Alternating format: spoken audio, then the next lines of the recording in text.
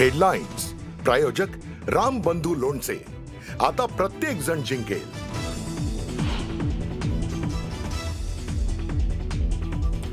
News 18 mega exit पोलनुसार बिहारमध्ये NDA सत्ता राखणार, 140 ते 150 जागांचा अंदाज। एक्झिट पोलनुसार बिहार विधानसभा निवडणुकीत महागठबंधनला धक्का, राजदला 50 ते 60 तर काँग्रेसला 15 ते 20 जागांवरती समाधान मानावं लागणार। दिल्लीतील स्फोटाला जबाबदार असलेल्यांना आणि षडयंत्र रचणाऱ्यांना सोडणार नाही, दोषींना कठोर शिक्षा देणार। भूतानमधून पंतप्रधान मोदींचा हल्लेखोरांना थेट इशारा।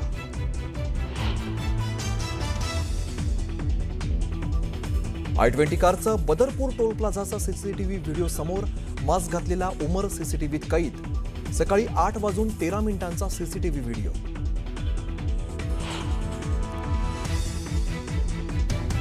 महाराष्ट्रात सध्या सर्पाकार परिस्थिती, 3 सापांच्या शेपटी एकमेकांच्या तोंडात, तिघे एकमेकांना गिळायला बसलेत। ठाकरेंनी महायुतीला फटकारलं।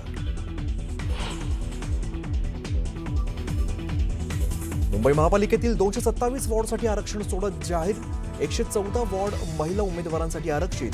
रवी राजा, यशवंत जाधव, आशिष चेंबूरकर यांना आरक्षण सोडतीचा फटका।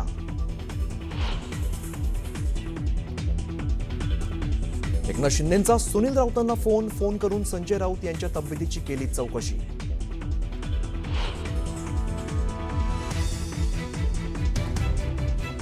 उद्या प्रचंड मोठा घोटाळा समोर आणणार अंजली दमानी यांचा गौप्यस्फोट, तर अजितदादांनी राजीनामा देणं अपेक्षित, दमानी यांची मागणी।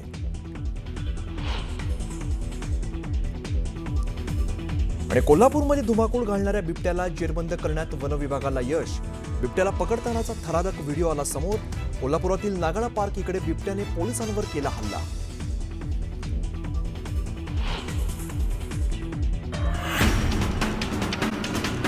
या वेगवान बातम्यांच्या माध्यमातून आरक्षणाची सोडत जाहीर होताच इच्छुक उमेदवार ऍक्शन मोडवर आले। भाजपचा गड मानल्या जाणाऱ्या पिंपरी चिंचवडमध्ये सत्ताधारी भाजपला रोखण्यासाठी दोन्ही राष्ट्रवादी एकत्र येणार असल्याचं बोललं जातं। नाशिकच्या इगतपुरीमध्ये शिवसेना युबीटी पक्षाला मोठा धक्का बसलेला आहे। शिवसेना युबीटीचे नगराध्यक्ष, नगरसेवक भाजपच्या गळाला लागले। नगराध्यक्ष संजय इंदुलकर आणि उपनगराध्यक्ष नईम खान यांच्यासह नगरसेवक संपत डावखर आणि रमेश खताळ यांनीही भाजपमध्ये प्रवेश केला। अमरावती जिल्ह्यामध्ये आम आदमी पक्षाचा कार्यकर्ता मेळावा पार पडला। या मेळाव्यात नगराध्यक्षपदासाठी नम्रता नितीन गवळींची पहिल्या अधिकृत उमेदवार म्हणून घोषणा करण्यात आली। यावेळी बोलताना दिल्ली विकासाचं मॉडेल महाराष्ट्रामध्ये आणणार असं माजी मंत्री राखी बिर्ला यांनी म्हटलंय। कणकवली नगरपंचायत निवडणुकीचे वातावरण तापू लागलेलं आहे। शहरामध्ये नेत्यांच्या घरी बैठकांना जोरदार ऊत आलाय। तर कणकवली नगरपंचायत निवडणुकीसाठी भाजप विरोधात शहर विकास आघाडीचा नवा फॉर्म्युला प्रत्यक्षात उतरणार असल्याची चिन्ह दिसतायत। त्या दृष्टीनं ठाकरे शिवसेनेचे जिल्हा प्रमुख संदेश पारकर यांच्या निवासस्थानी बैठक झाली। साताऱ्यामध्ये महायुतीत बेकी झाली आहे। महाविकास आघाडीमध्ये अद्याप एकी झाली नसल्याचं पाहायला मिळतंय। कराड नगरपालिका निवडणुकीसाठी महायुतीमधील शिवसेनेनं भाजपला विचारात न घेता आपला उमेदवार जाहीर केलाय। तर भाजपचे जिल्हाध्यक्ष आमदार अतुल भोसले यांनी कराड पालिकेचा नगराध्यक्ष भाजपचा असेल असं म्हटलंय। तर महाविकास आघाडीमध्ये काँग्रेसचे माजी मुख्यमंत्री पृथ्वीराज चव्हाण अद्याप दिल्ली वारीवरून परतलेले नाहीयेत आणि त्यामुळे राष्ट्रवादी शरदचंद्र पवार पक्षाचे माजी सहकार मंत्री बाळासाहेब पाटील यांच्याकडूनही महाविकास आघाडीबाबत वाच्यता न करता सर्व जागांवर उमेदवार देण्याची तयारी सुरू असल्याची माहिती आहे। पालकमंत्री नितेश राणे यांनी सावंतवाडीमध्ये भाजपचे प्रमुख पदाधिकारी आणि कार्यकर्त्यांसोबत गुप्त बैठका घेतल्या।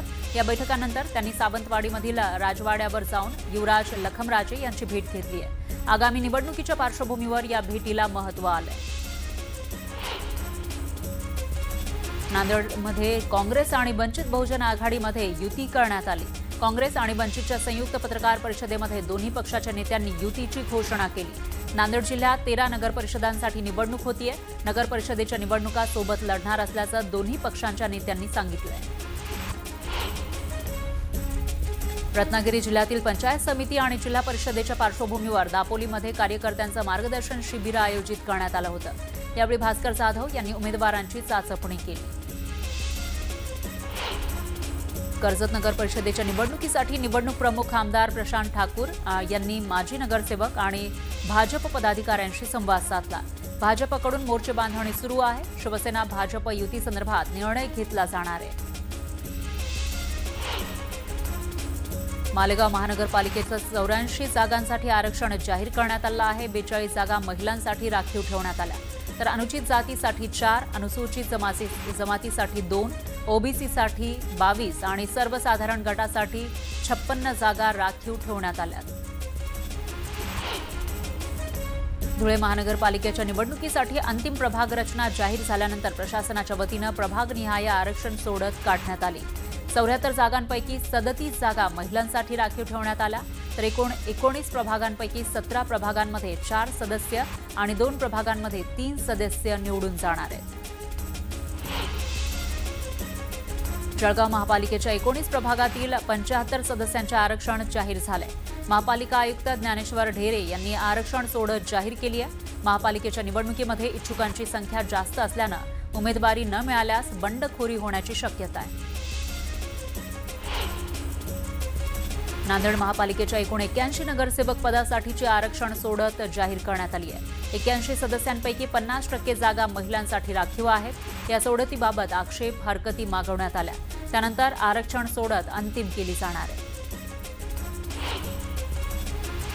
वाशिममध्ये अद्याप महायुती तसंच महाविकास आघाडीचे उमेदवार निश्चित न झाल्यानं पहिल्या दिवशी एकाही उमेदवाराचा उमेदवारी अर्ज दाखल झाला नाही।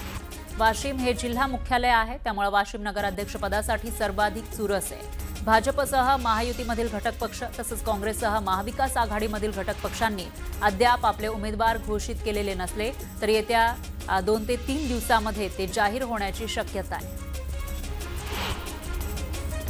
सांगलीमधल्या 8 नगर परिषद क्षेत्रातल्या मतदार यादीमध्ये 7000 दुबार मतदार असल्याचं समोर आलंय। सांगलीचे जिल्हाधिकारी अशोक काकडे यांनी दुबार मतदारांची आकडेवारी जाहीर केली। दरम्यान मतदान प्रक्रियेच्या आधी मतदारांकडून राज्य निवडणूक आयोगाच्या निर्देशानुसार फॉर्म भरून घेतले जातील असं जिल्हाधिकाऱ्यांनी सांगितलंय। चंद्रपूर महानगरपालिकेच्या 66 जागांसाठी आरक्षण जाहीर झालंय। शहरातील प्रियदर्शनी सभागृहात पार पडलेल्या आरक्षण सोडतीसाठी सगळ्याच राजकीय पक्षांचे कार्यकर्ते आणि पदाधिकारी मोठ्या संख्येनं उपस्थित होते। जाहीर झालेल्या आरक्षण सोडतीमध्ये अनुसूचित जातीसाठी 13, अनुसूचित जमातीसाठी 5 आणि इतर मागास प्रवर्गासाठी 17 जागा आरक्षित करण्यात आल्या। भिवंडी निजामपूर महानगरपालिकेच्या 23 प्रभागातील 90 जागांसाठी आरक्षण जाहीर झाले। महानगरपालिकेचे आयुक्त अनमोल सागर यांच्या उपस्थितीमध्ये आरक्षण सोडत काढण्यात आली आहे, तर 90 पैकी 45 जागा महिलांसाठी आरक्षित असतील। नाशिकमध्ये मविया आणि मनसे एकत्र निवडणूक लढणार आहेत। मविया मनसेच्या पत्रकार परिषदेतून युतीची घोषणा करण्यात आली आहे।